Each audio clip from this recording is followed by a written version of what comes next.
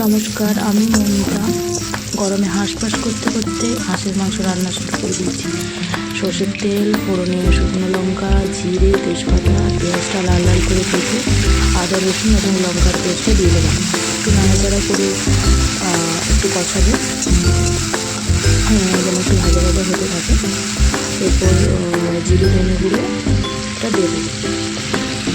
একটু কষানোর পরে জিরে ধনে পেস্ট করা যে রয়েছে সেটা দিয়ে দেবো। দিয়ে আবার একটু কষাবো যেন মশলাটা থেকে তেল ছেড়ে চলে আসে। দেখুন কীভাবে তেল ছেড়ে চলে এসেছে।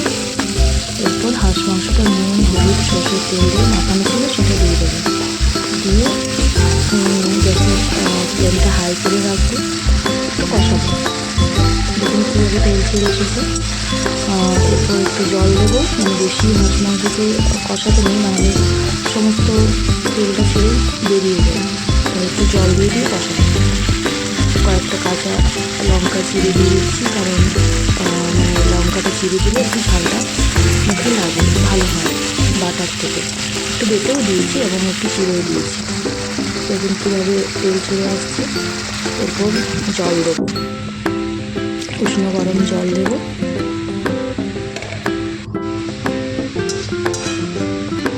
মাঝখানে আমি লবণ দিয়েছি, মাংসতে লবণ মাখানো ছিল।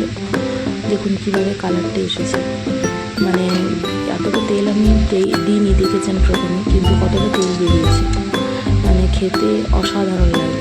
বর্ষা এবং শীতে হাঁসের মাংস মানে স্বাদই আলাদা। আপনারাও এইভাবে করে দেখুন এবং কমেন্টে জানাবেন কেমন হয়েছে।